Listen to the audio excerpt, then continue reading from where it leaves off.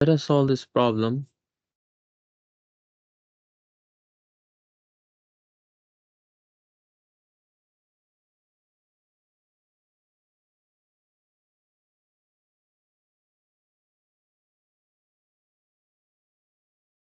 So the question is,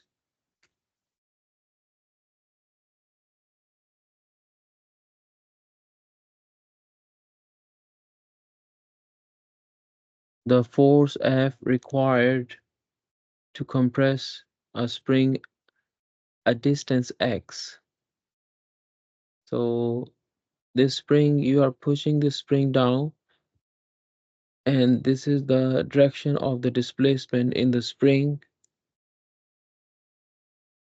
and it has been stated that F minus F naught is equal to kx, which is the equation of the force on the spring,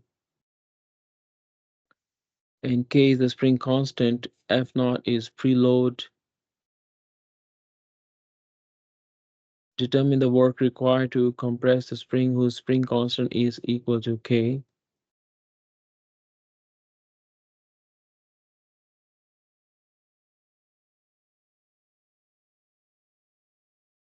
And a distance of 1 inch. So it has been deflected. Like if I draw this again, so the new spring location, this is 1 inch deflection.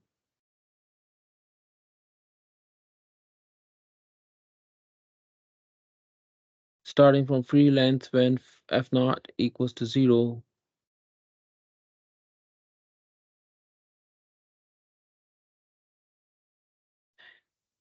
Express your answer in both foot pound.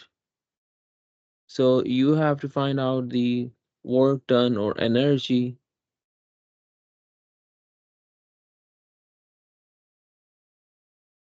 to compress the spring.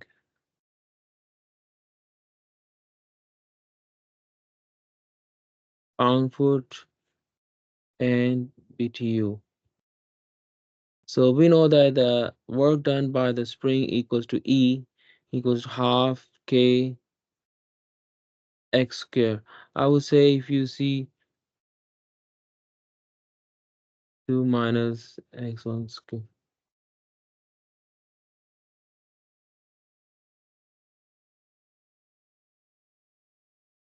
Where F naught is x1 equal, in our case, as assuming that there is no deflection at the beginning, and x1 equals to 0. So you can just plug in the values here. Half K is 200, x square is 1.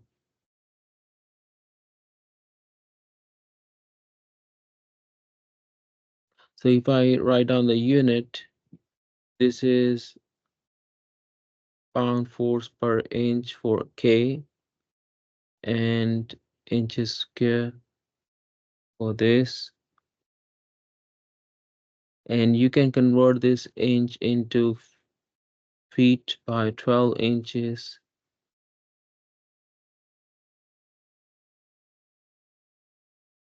And then you can convert this into feet square by dividing by 12 inch square feet square. So now this inch square is cancelled by this inch square, and this is cancelled by this. This feet is cancelled by this feet. So the unit consistency is pound foot. This is what we have to find out, both in pound foot, pound force foot unit, as well as in BTU. So if I do the math here for your help, so 0.5 times 200, of course this is, and divided by, you have to divide it by 12, because I forgot to see there is 12 here. So this is our answer. The energy required to push the spring, sorry, this is in pound foot.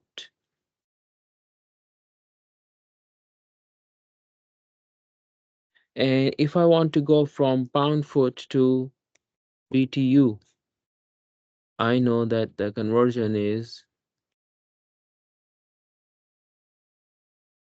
1 BTU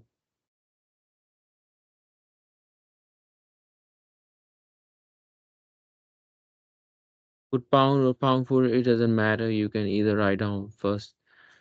So if this is 80, energy of the spring equals to 8 point.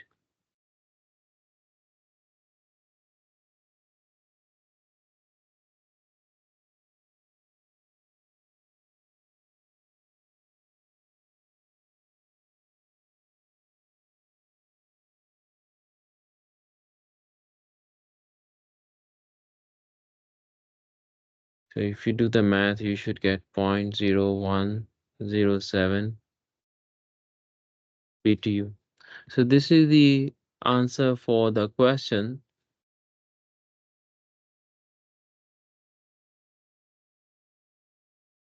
Please type in yes if you understood this question, or if you have any concern, I can explain in the chat box. Have you understood this question? Sarah says yes, Jake says yes. That's good. Okay, thank you. So let's move to the next slide. I'm going to show you.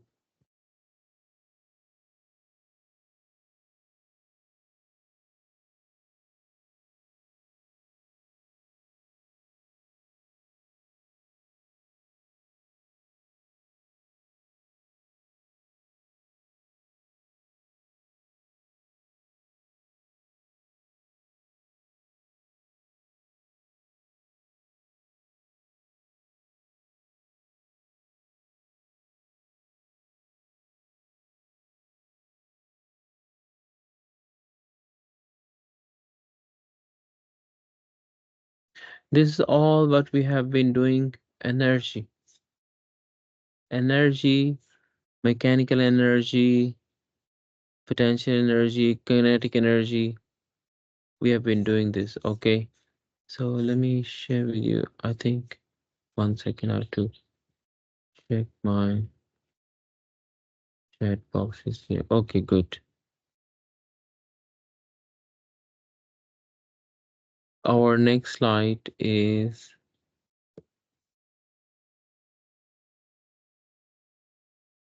energy transfer by heat. So if there is a higher amount of heat, heat always flows from higher value to a lower value. It is not stored inside the body, but it is kind of always transferable from, and that is transfer between the two systems by virtue of the temperature difference. So if you have larger temperature, so here it is 25, this room temperature is 25, so heat will not enter the soda. It will not enter. But if the temperature inside the soda is 15 Celsius and the room temperature is 25, then the heat will start flowing inside the soda at this rate. And if the temperature difference is quite high, if the soda is at 5 Celsius, room temperature is 25, heat will start flowing at a higher rate to keep the temperature same inside and outside. So the temperature difference is the driving force to transfer the heat from one location to another location.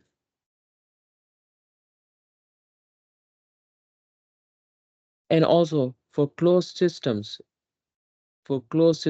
mass does not transfer, but the heat and work can transfer. Work is also the form of energy. Heat is also the form of energy. And you will study later on first law. First law states,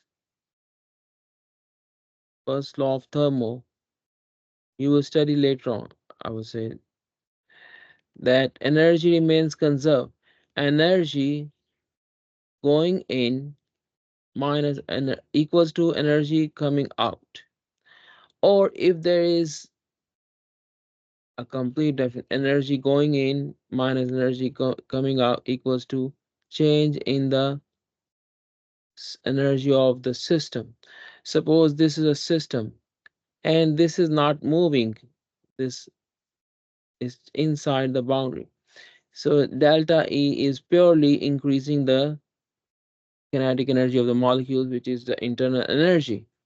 But if the system is, for example, if there is a pump and water is coming here and going up,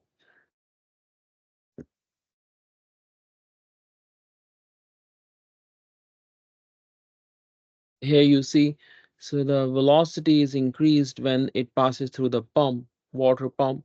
And then in this case, you have to have kinetic energy, change in the kinetic energy as well, half m. So if I go back to this formula, you see kinetic energy difference, pressure energy difference, potential energy difference, all these differences will be taken care of if you see the boundaries, or if the fluid is moving. If there is no motion of the fluid inside the boundaries, then you will just use delta U, which is the internal energy of the system.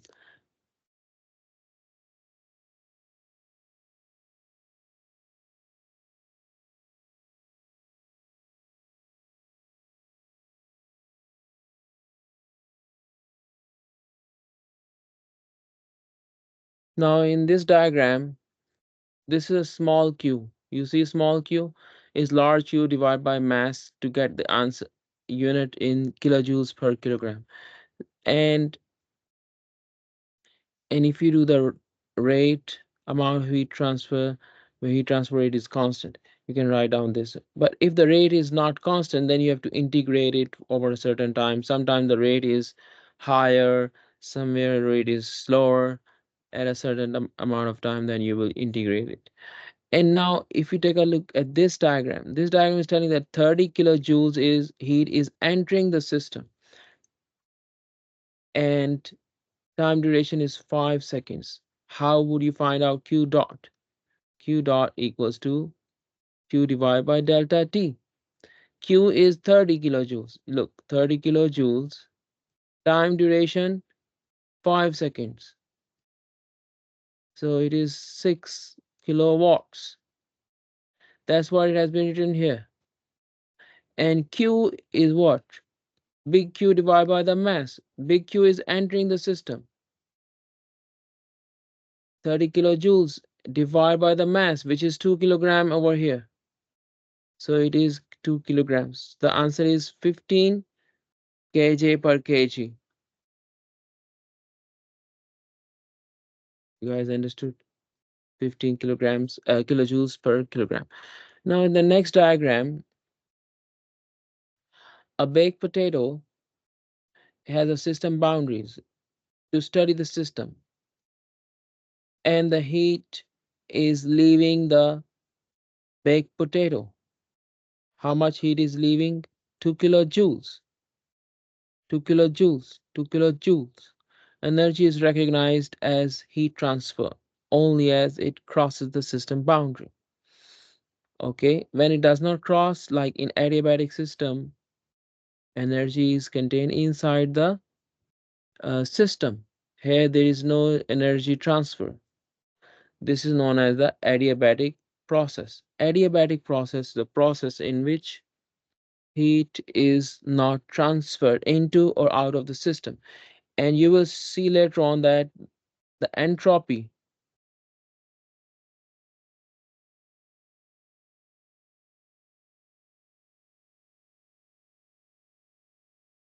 constant uh in an adiabatic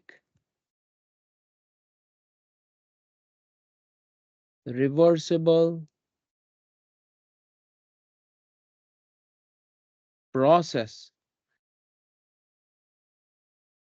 For example, if you draw the let me redraw this is x-axis. If you draw the entropy.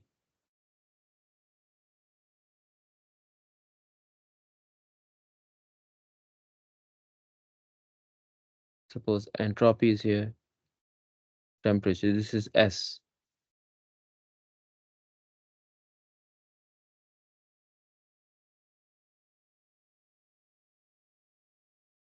At a high temperature, suppose 100, 50. I'm just assuming this diagram just to show you that the isentropic process is a process which is also known as a reversible adiabatic process, in which entropy remains constant, and that is the reversible adiabatic. This process, when the entropy remains constant, it is known as isentropic process.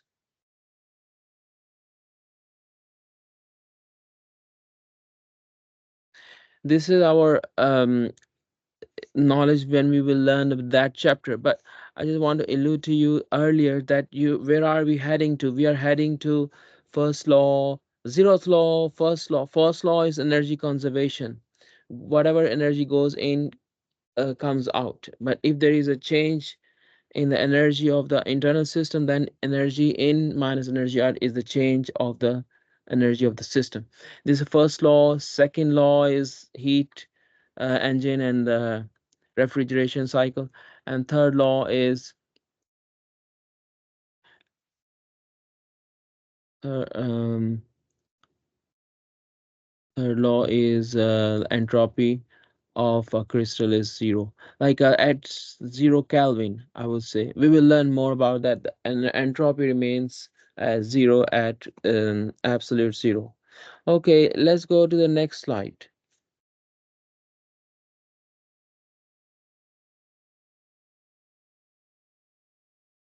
And now, how does the heat transfer?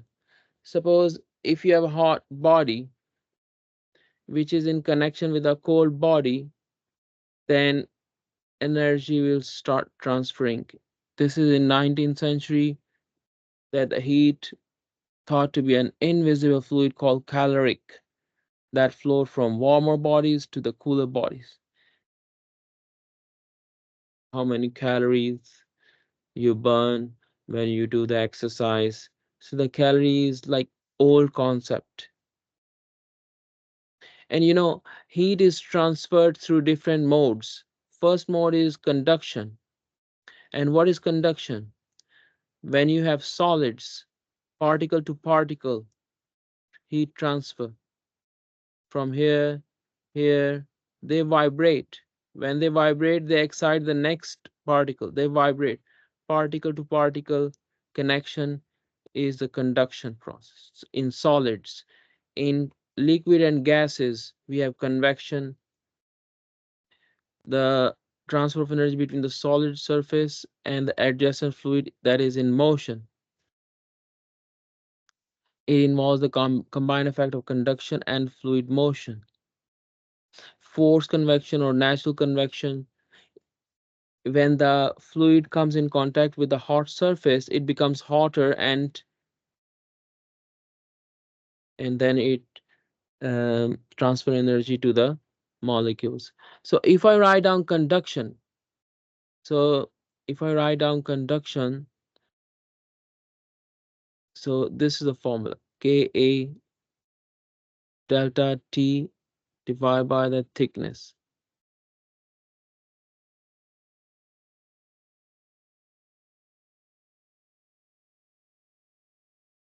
The heat transfer rate. This is a heat transfer rate. The answer is in watts. This is for conduction. Please write this down in your formula sheet. And if I write down heat transfer rate due to the convection, H is the overall heat transfer coefficient, A is the surface area, and T is the surface temperature, TF. F stands for like bulk around the surface. For example, if you are sitting inside the room, this is our room, your temperature is Ts. The bulk outside the surface is all bulk fluid temperature. Like for the environment or surroundings, but the body itself has Ts. You see my point? So if you are standing in a room, you are conducting heat through the convection and through the radiation as well. And radiation is it does not need any medium to transfer heat. Convection and conduction, they need the medium. Inside the solid, the medium is the particles, and convection, the particles, they actually has a free motion. And now radiation, the formula for radiation, I would say emissivity, Stephen Boltzmann constant, surface area, surface temperature to the 4.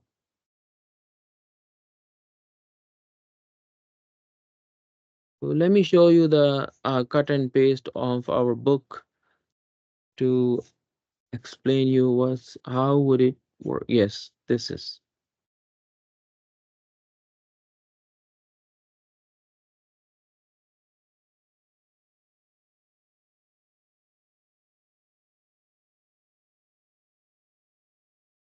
the picture in our book. The fire is burning in front of this person, and the fire has a temperature 900 Celsius, and the heat is transferred through the radiation as well as through the convection.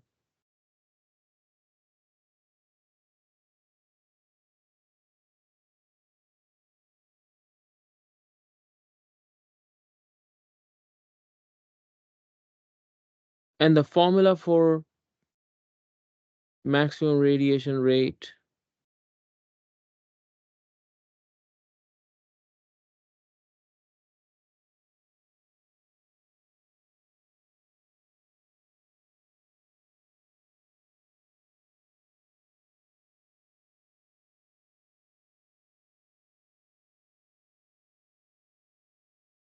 so sigma is also known as the Stephen Boltzmann constant, and the value is 5.67 10 to the negative 8 watts per meter square per Kelvin to the 4.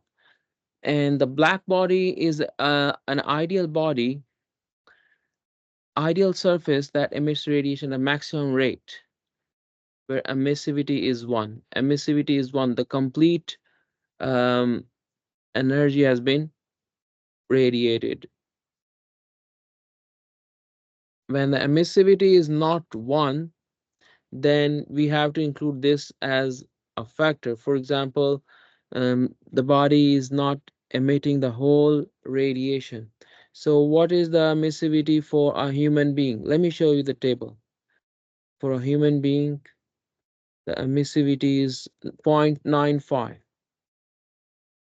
So if you take a look at this chart, at 300 Kelvin, which is about the room temperature. This is about the room temperature, and the human skin has the emissivity of 0.95. It is not perfectly, it is not a perfect black body, but still it is very close to black body radiation, which is 100% emissivity. Emissivity for black body, which is an ideal body which emits the all of the energy to the environment.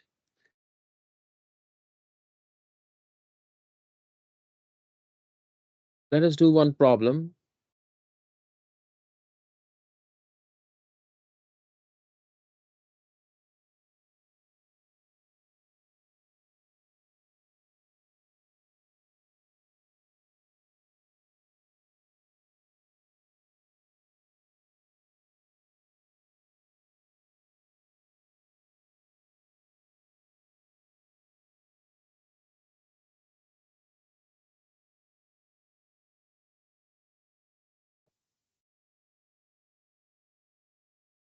Consider a person standing in a breezy room at 20 Celsius.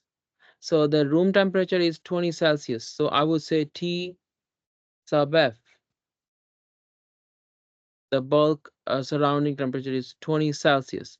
Determine the total rate of heat transfer. Total means like you have to consider the rate of convection, the rate due to the radiation. Conduction, it is very minimal, so you can ignore that from the feet to the floor. So let's consider the total heat transfer. I would say total is the sum of the Q convection plus the rate due to the radiation. And convection, the formula for convection is overall heat transfer coefficient, surface temperature minus the bulk fluid temperature, which is the surrounding in this case, and emissivity, sigma, the Boltzmann constant, ATS4. A is the surface area of the human body, Ts the surface temperature of the human body, which is 29. In our case, the temperature is 29 Celsius.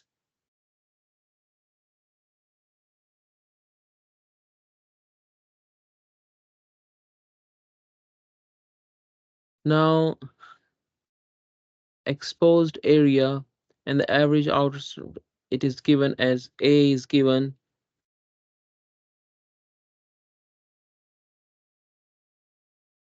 and the temperature of the surface is 29 Celsius.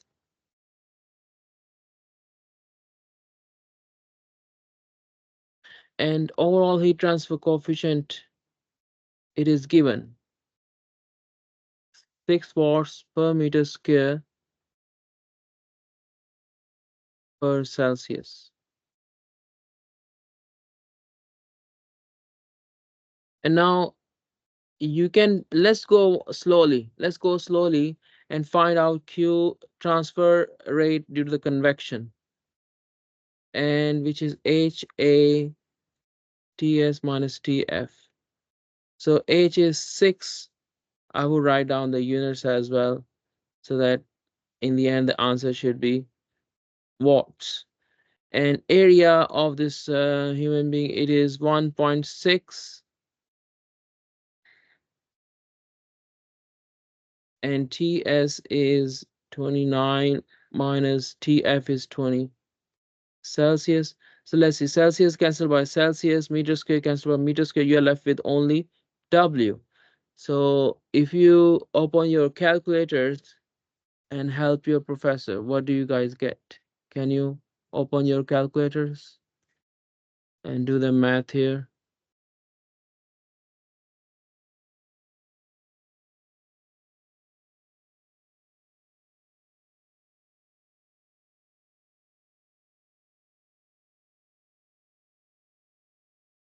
So one student says 86.4. Sarah says 86. Let's see, 6. Brianna says 86. That's good. If two students have done this work, it means the answer is verified. I got the 86.4. Taylor has the same answer. I'm also having the same answer. So this is correct answer. Now let's find out this is addition. I'm sorry, why did I write down negative? This is addition. You have to add these two modes of heat transfer. One is the convection. You already found 86.4 watts. Let's find out the Q dot due to the radiation, which is emissivity, Boltzmann constant, area, Ts to the 4. Negative sign. I would say Ts4 negative Tf4. Now in this case, make sure you change the the temperature into Kelvin. So Ts would be changed to Kelvin. Ts is 29 plus 273.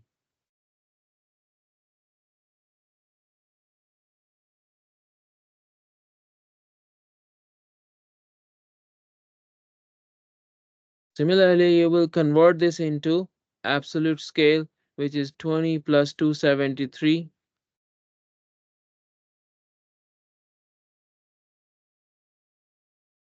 And now you have found the emissivity for humans, it is given in our table.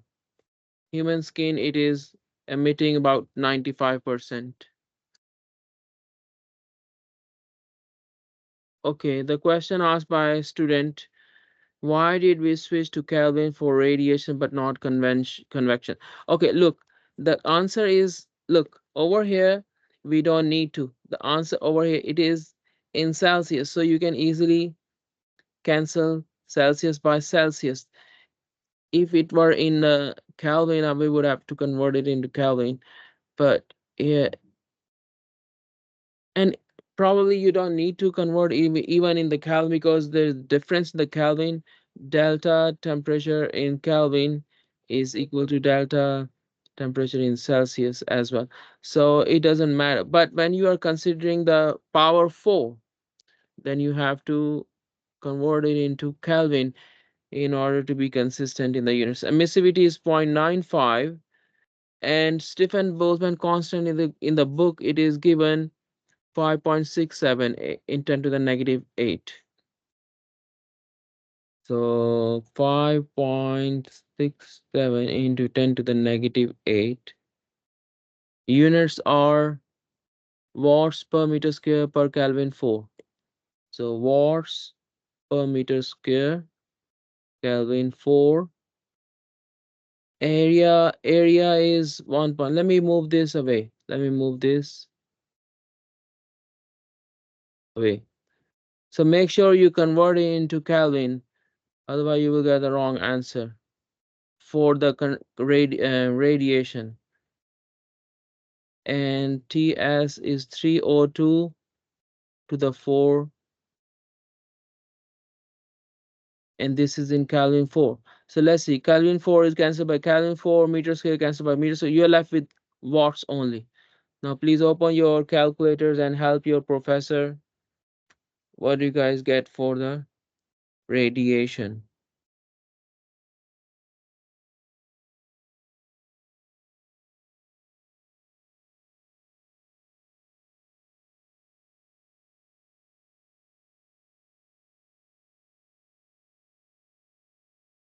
So I'm having 81.7. Brianna is agreeing with me, so that's correct. 81.71 watts is. Now we have to add these two modes of heat transfer. And what is the addition? If you do the math, you should get 168.1 watts. This is the total heat transfer from the human body. You have to add, make sure you do the same way. If you see such a question in your quiz or test, next week you have a test. And the test will cover chapter 1 and chapter 2, and the homework 1, 2, 3. Please wait for my email. Maybe I will send it to you today for the test 1 homework practice problem. All the questions will be MCQs type, and you will upload the solution on the D2L by taking the photos. I will give you some time, like maybe 1 hour after you complete your quiz on the quiz portal. Make sure you put the final MCQs or answers there. And I would also see this work. How did you solve the question? Okay. Any question, ladies and gentlemen? Have you understood this problem? If you have understood, please type in yes. Then I will go to the next question. Rina says yes. Sarai says yes. That's good. Any other? Sanjana says yes. Taylor says yes. I'm glad that you guys are understanding this difficult or maybe average type of um, question. Jake says yes. Okay, now let's move forward. Let's do one more problem for the heat transfer, and then we will go to the next small concept. So let's do one problem.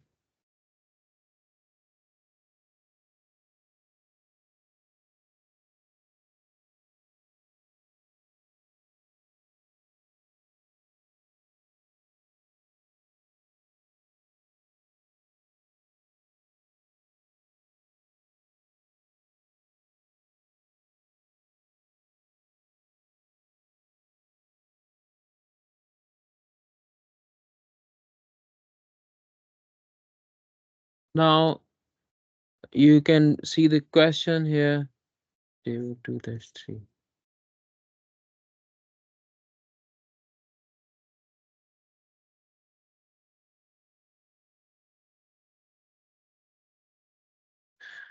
And this is a, let me ask you, one thing I can ask you. Do you think for this question, the inner and outer surfaces are given for the wall and painting temperature 20 and 5? So this is inside.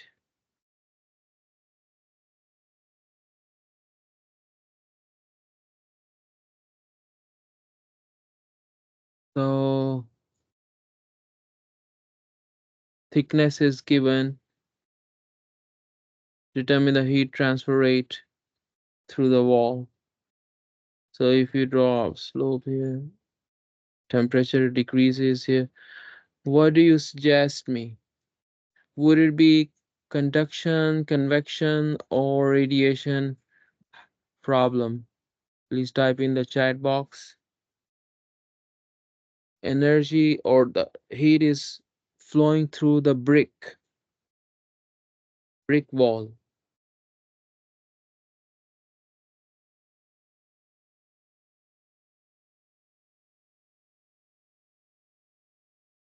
This is solid.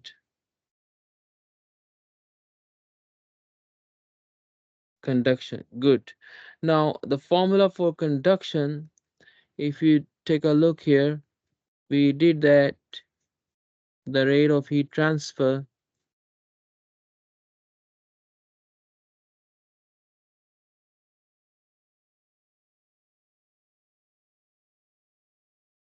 Now you want to see what is the thermal conductivity of a brick wall.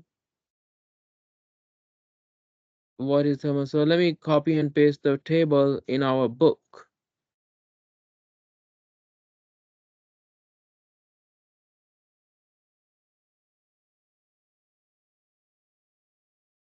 So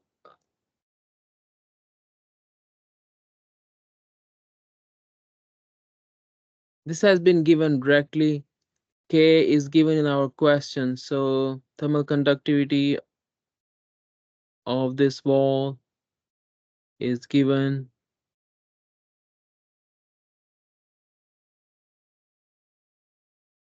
Okay, now the formula is here K times area. Area is given as 5 times 6. So make sure this is the area. Okay, this is the area. You don't need to use this as an area. So 5 is the width, height is 6. The area of heat transfer, it is 5 times 6, 30. And thickness is 30 centimeters. So zero 0.3. Can I write down 0.3 meters to be consistent with the MCAS system? Okay, now we have found almost everything. Delta T is the temperature difference outside and inside. So inside is 20, outside is 15 Celsius. Now let me ask you a question before I plug in this question. Let me plug in everything here. So and then my question to you, I would ask you, should I convert the temperature into Celsius, Kelvin or no? This is my question. So let me show you. 0.69.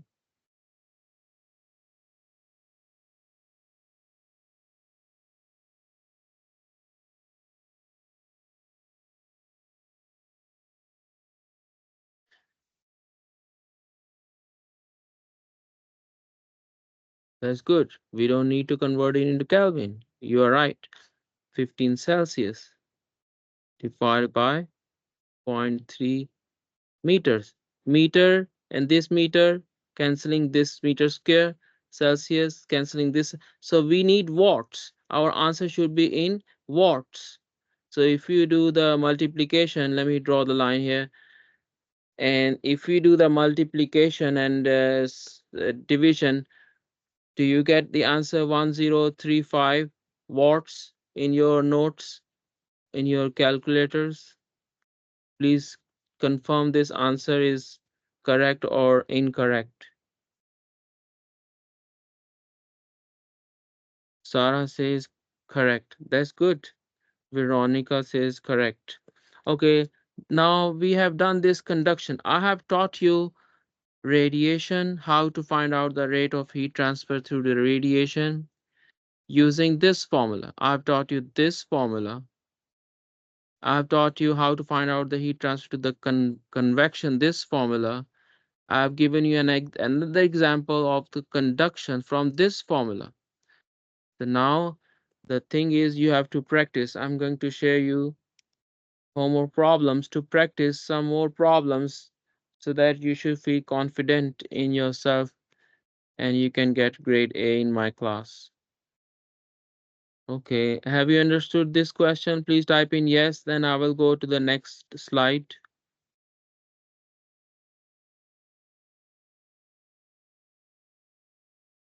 Okay, students are saying yes, that's good.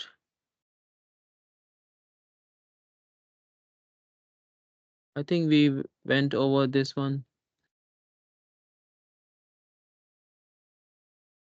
Yeah, here this is the important thing when energy is entering the system, heat transfer and work done by the system are positive.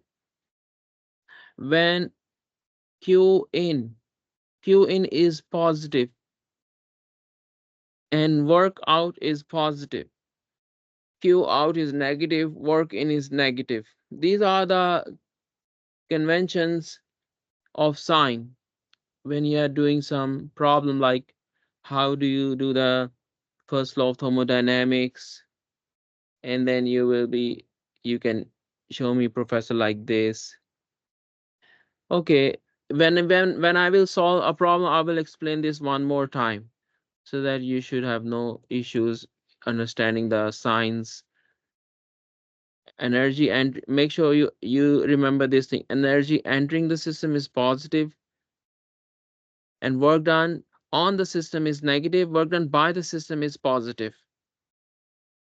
Okay, heat versus work. So both are recognized at the boundaries. Therefore, both heat and work are boundary phenomena, boundary work or boundary heat. So you have to change the boundary, or they happens at the boundary. System possess energy but not heat or work. Both are associated with the process. Unlike properties, has no meaning at a state. So heat is recognized by a process. If there is no process, then you cannot transfer heat. If this is just a state point, it does not tell us the heat transferring. Heat transfer or the work done should have a process. You see my point? It's a process or path function. We have to have a process in order to have the boundary work. So here in the volume is changing from smaller to a larger. This is known as expansion process in which the volume is expanding. Path functions have inexact differential. Therefore, we have delta. This is exact difference, which is so when you see delta W, it means it's a path function.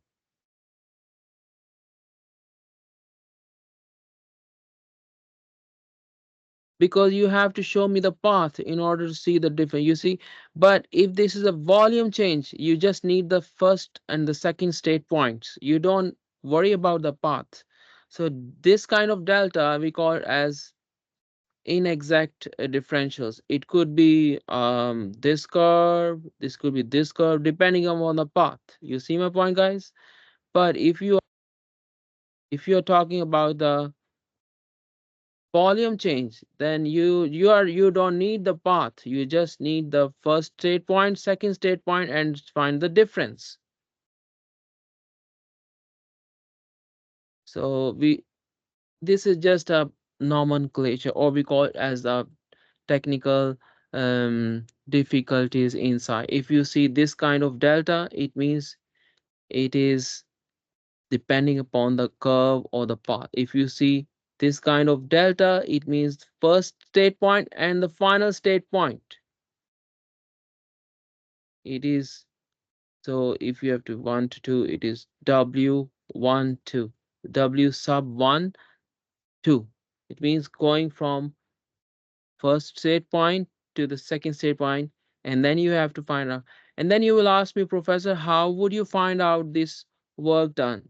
There is a way, PDV. We will learn more in the coming slides how to find out the work done in a process, and I will teach you at that time.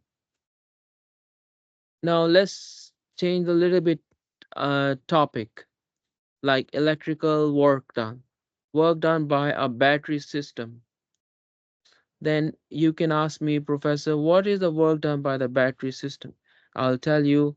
If you see work done in our mechanical engineer, we have force times distance, and the work done in electrical engineering, force is represented by V, and the distance is the charge motion, because a coulomb or amperes, because the rate of amperes is I charge per unit time,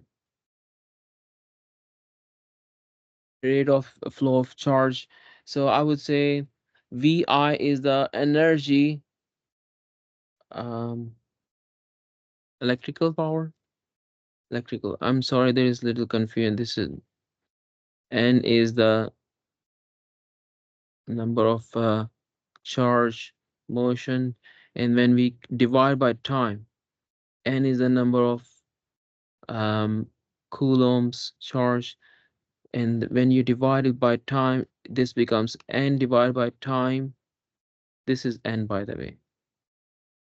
Number of electrons moving per unit time. This is amperes. I is the charge, coulombs per second is the voltage per voltage time amperes. Okay, now potential difference if you have work done. Okay, this is a little change from mechanical to electrical, but you can convert it into by Ohm's law. You can go from one form to another form using Ohm's law. Can you write down the Ohm's law equation in the chat box if you still remember what is Ohm's law equation?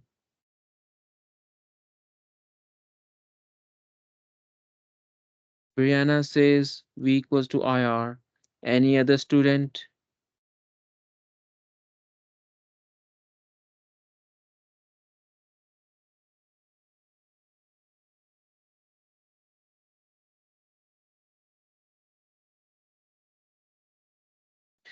So if you have the energy, or sorry, rate of energy, and you can, if I want to replace this voltage, I can use the Ohm's law. I can write down I square R. That's what it has been written here. If I want to replace this I will use the Ohm's law, and then I will replace this, the power, electrical power can be written by V square over R, V square over R coming from the Ohm's law. And this is sufficient for this slide, and you don't need to go into the depth further. Okay, the next type of work is the shaft work, and let me show you. what is the shaft? If I start from the mechanical work, force times the distance is the mechanical work, and now the shaft is rotating. Okay, guys, now the number of RPM, N is the uh, RPM, I would say, um, revolutions. I would say number of revolutions, because you know the in a circle, what is the formula for a circumference?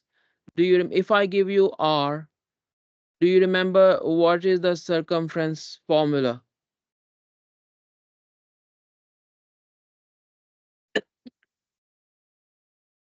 Can you write down in the chat box? That's good. 2 pi r. 2 pi r is the linear distance. If you start moving, you have covered this in one revolution. In one revolution. But if you have number of revolutions, you multiply. This is the total distance. I would say the total distance. Total distance is 2 pi r n. N is the number how many times it revolves. Okay, guys, now D can be written like 2 pi r n. Okay, guys, now what is F in terms of torque? You know, torque equals to force times the radius. Moment arm, correct?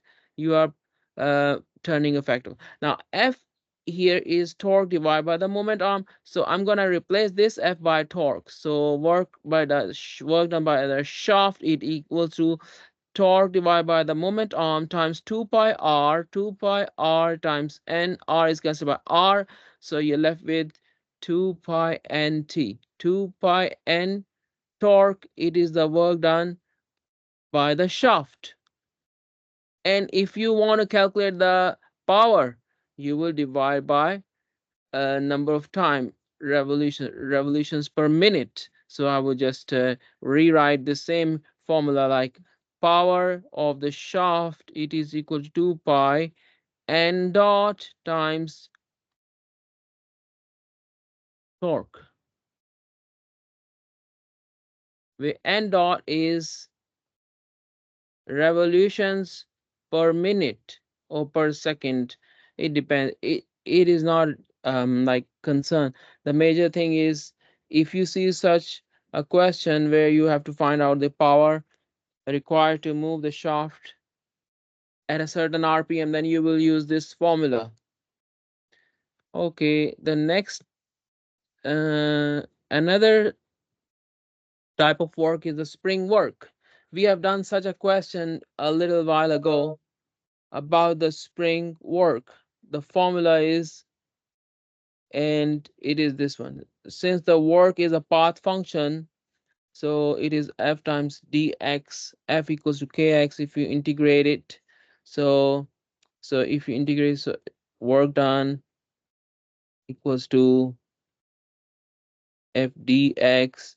F equals to kx, and k is outside, x dx.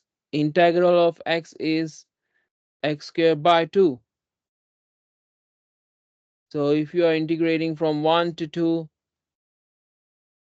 from 1 deflection to n, so this is work done from 1 to 2. Okay, now here they are explaining us that you are applying force here, and in the rest position there is no force acting, which is F naught. Here it is no force, but when you are exerting force, this spring elongates or deflects. And if suppose there is a force here, 300 newtons, 600 newtons, so the displacement of a linear spring doubles when the force is doubled. And that's it. This is the takeaway from this slide is the how did we derive this equation for energy of the spring. The next is another kind of work done. It is really not that important regarding our um, chapter, but just telling you since it is in the slide. So work done by an elastic bar equals to F times dx, and sigma, the stress of this film equals sigma equals the force per unit area, and that's it. Okay, now let's go to the next slide. Do you want to have a mini break now or an early release?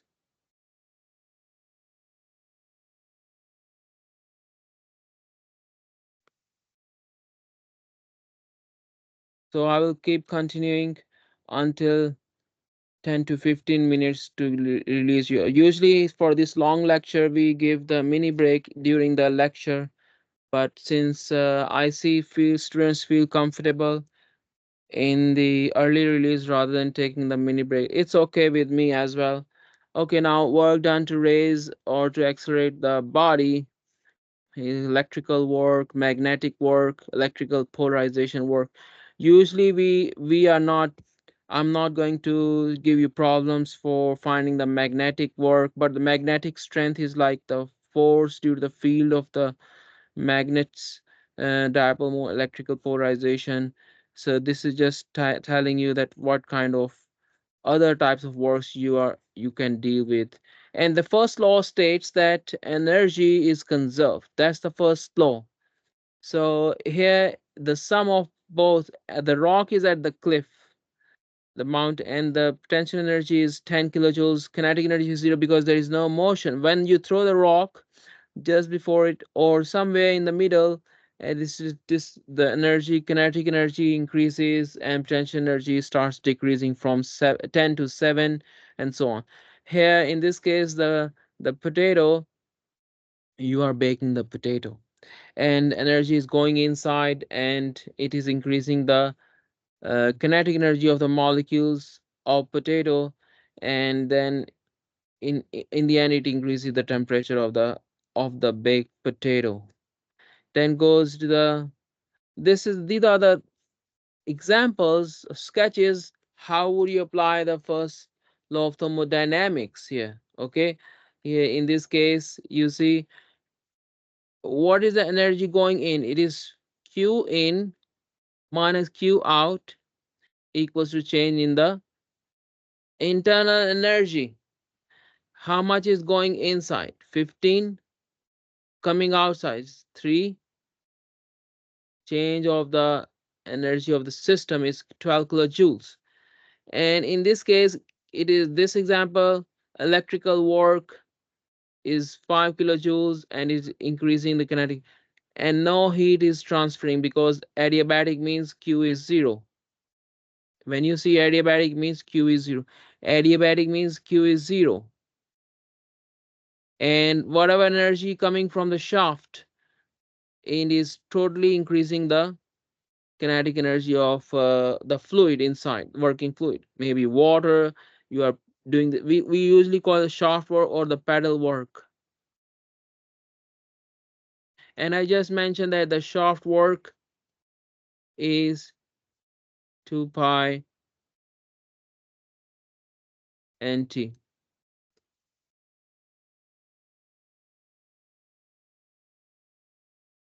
Now if you take a look, the formula for first law, what is the equation of the first law? Energy going in minus energy coming out. I would say write down this equation. E in minus E out equals to delta E. Is the same thing which I wrote down here.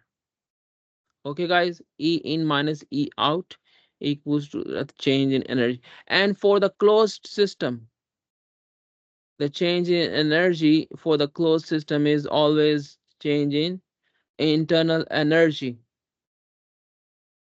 For open system, it depends whether you have a high velocity and change in the orientation.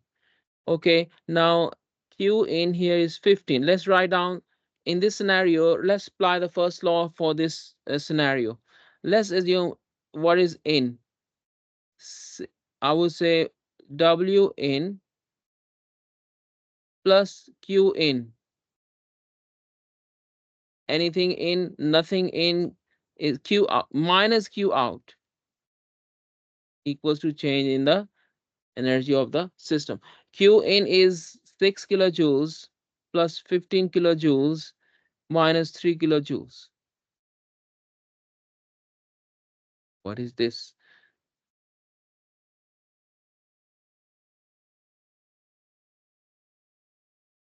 Am I doing something wrong? Q in 6 kilojoules minus 18. Do you guys understand this? 21 minus 3 is 18 kilojoules.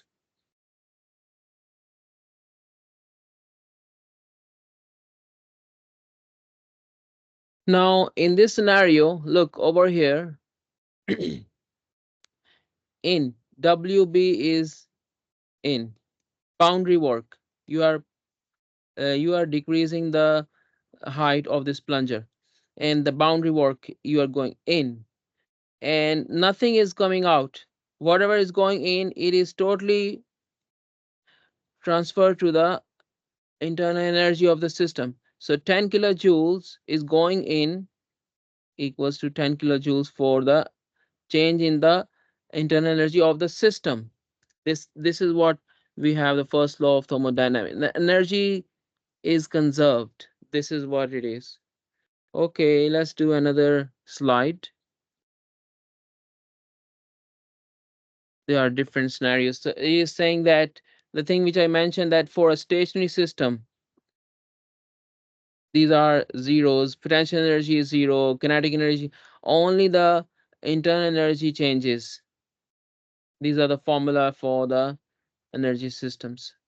So energy, change in energy of the delta E equals to E2 minus E1.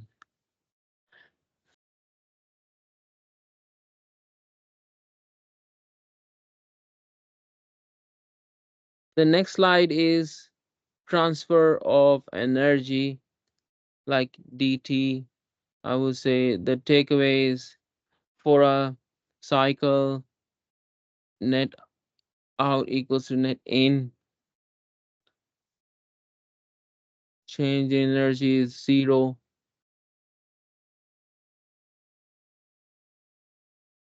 The equation is same. I would say this is the first law of thermodynamics. Net change, net energy transfer by heat, work, and mass. Work, this thing, you will learn it. Energy, mass in, you will learn in the next slide or coming chapters. It is carried by enthalpy.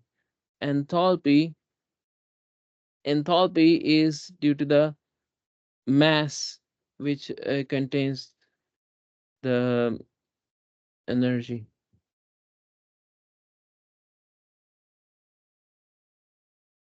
Internal energy plus the flow energy. This is also known as the pressure times specific volume.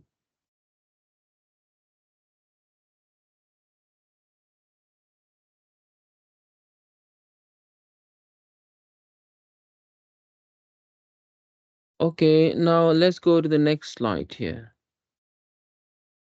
So before I go to the next slide, I want to just allude to you the units for this one is kilojoules per kilogram, and units for this pressure at the units Newton per meter square, and specific volume is meter cube per kilogram, and Newton can be written as kilogram, kilogram meter per seconds.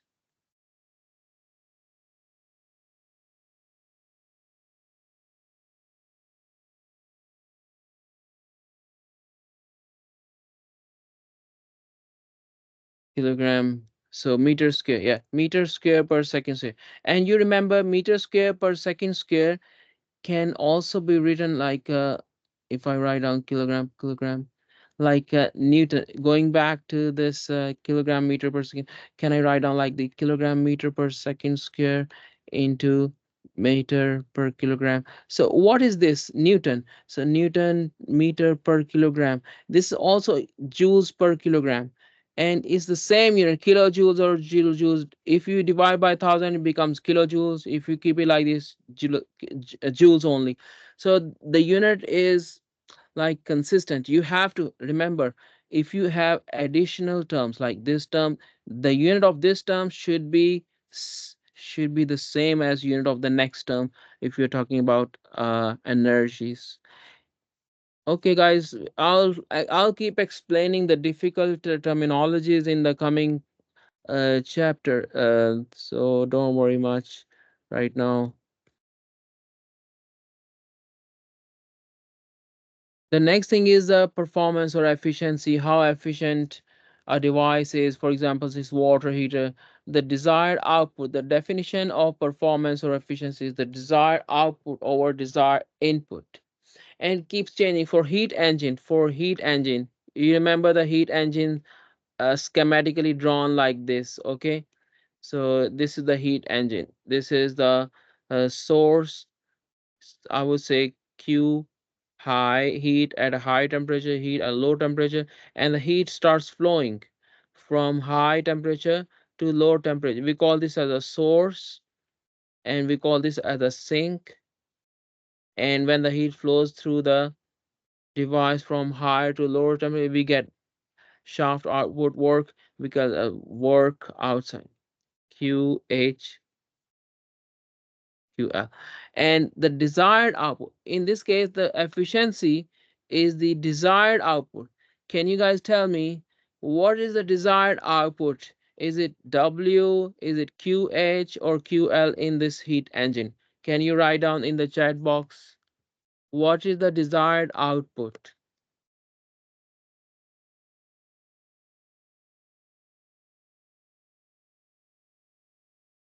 W. That's good. W net. Sometimes it is written net.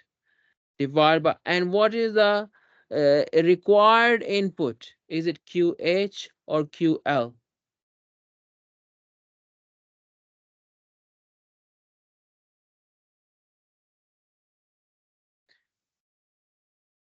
That's good. Jake is correct. QH. So this is the efficiency. You multiply by 100 to get the answer. So, but if I tell you, what is the performance of a refrigerator? This is for the heat engine. I would say heat engine. And for the efficiency, we usually call the coefficient of performance in case of uh, refrigerators. So we let the heat flow from the low temperature to the high temperature, like from evaporator to the condenser. So this is the work input. We call it work input, and this is the compressor, and the heat flows from the low temperature reservoir to the um, high temperatures. So we call it we call it a COP of a refrigerator. And the desired output is QL. We want to keep our produce cooler and frozen at inside the refrigerator, which is QL, low temperature outside, and W in is the required input work. You see my point? So required input work in this case is the compressor input. So coefficient of performance, which is usually greater than 1. So we will talk more about it in the coming chapters when we study Newton's first, second law of thermodynamics. And efficiency, combustion efficiency can also be written as Q divided by heating value. For example, if you are heating gasoline, like 1 kilogram of gasoline, you are burning how much heat you are burning.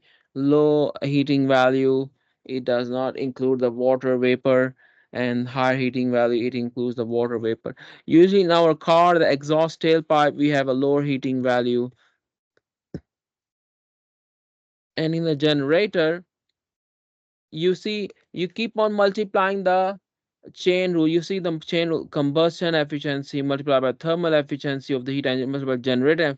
All these are to be multiplied to get the final overall efficiency, like output net work output divided by high heating value times m dot net. So this is how you get the overall efficiency of a device. Then some slides you will study by yourself, and these are easy, not difficult. So in this case, I want to mention here, look, this fan is throwing this mass and energy provided to the the body. So mechanical energy. So the desired output is the energy, or the power in kinetic energy, and desired input is coming from the back, which is the 50 watts. 50 watts in the denominator. Numerator, you have the uh, kinetic energy, rate of kinetic energy. So you get 72%. So this is for the mechanical energy of the fan. Similarly, you have a pump energy, turbine energy, and if I tell you, you can multiply overall energies using this formula. Pump times motor, you have to multiply two and their efficiencies to find out the overall efficiency. For example, you want to find, if I ask you, can you find out the turbine generator efficiency, you will multiply the turbine with the efficiency of the generator, and then overall efficiency is the multiplication of these two. Turbine versus generator is like this. Now we have finished the almost every, this chapter is finished. Only just the environmental pollution is left, which is not that important, but I can just go over very quickly, which you can read by yourself at home. So ozone depletion, smog, and caused by the vehicle pollution, global warming, carbon monoxide, acid rain. These are the side effect of burning the hydrocarbon fuel inside the cars or inside the industries, which are causing a lot of global warming. Carbon dioxide acts like a blanket around the atmosphere, which doesn't allow the heat to go outside into the space. So that's causing a lot of causing global warming. Glaciers are melting, and that's it. We have finished this chapter.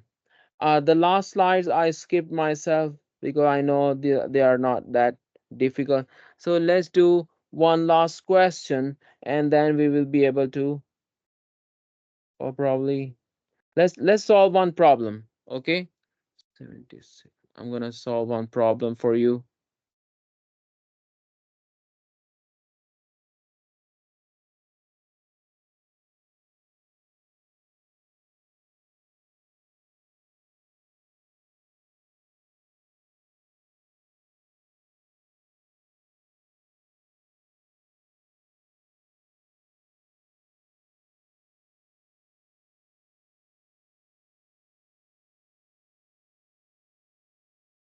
Let us solve this problem. This problem states that an oil pump.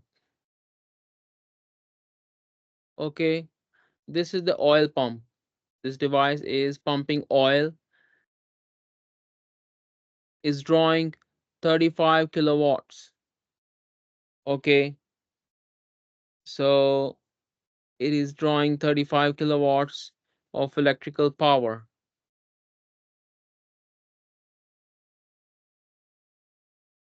So electrical power in,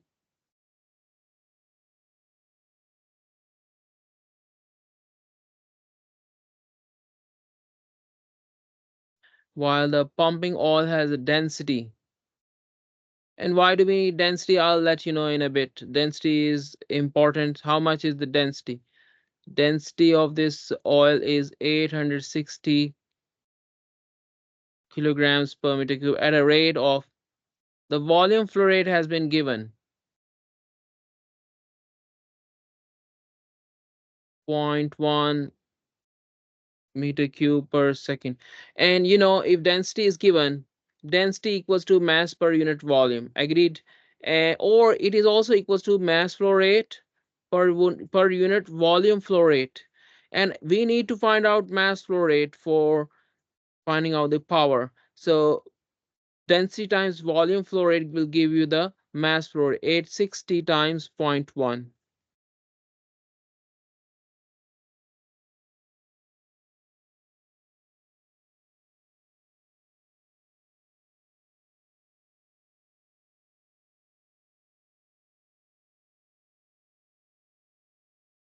Now the question is the inlet and outlet diameters. So the diameters are given for this pump. Inlet, outlet,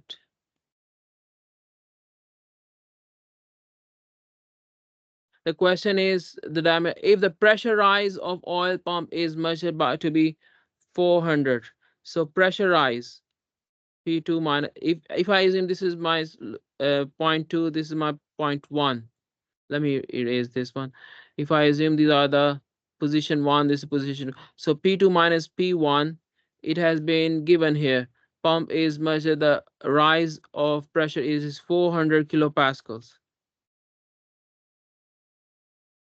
400 kilopascal has been provided to us, and and the and then the motor efficiency of this motor, it is given 90%. Determine the mechanical efficiency of the pump. I would say M rather MP. Let's write down pump. So mechanical efficiency of pump equals to the change in the output work divided by the input power. We know that energy, if you take a look here, this is the motor efficiency. The motor is also losing some of the energy due to the 90%. So I would say delta, delta E dot in for the motor. It is motor efficiency times the electrical power going into the motor, 0.9 times, how much is this? 35. Can you calculate that? And as far as the other one is concerned, delta E dot out. So delta E dot out is the sum of kinetic energy plus the pressure energy times m dot. And now, what is kinetic energy?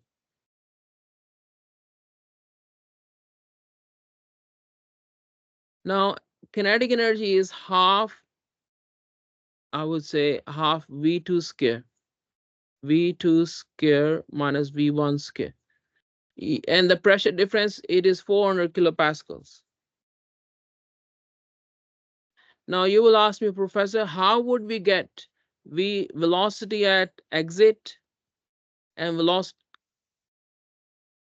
at inlet? So you know that volume flow rate, which is given 0.1.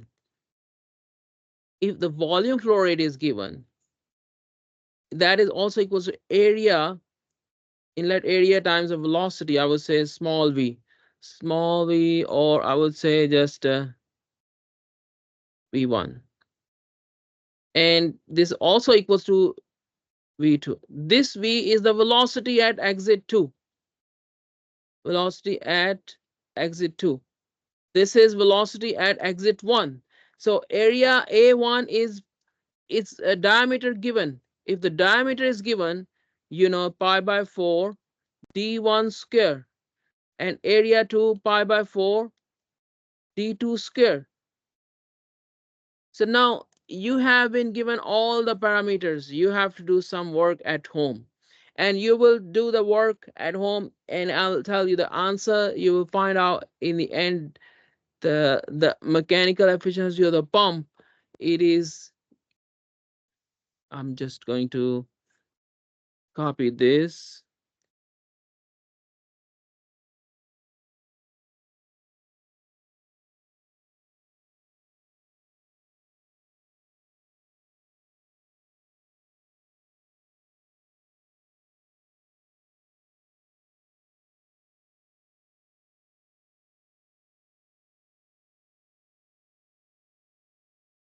So this is how you will solve this problem, and you can calculate this at home. 26.13 divided by 0.9 times 35. That's it. So it is 82.9, about 83%. This energy is about 83%. Sorry, this pump is about 83% efficient. Have you understood this question? If you have understood, please type in yes. Otherwise, I will explain again. This was a lengthy question.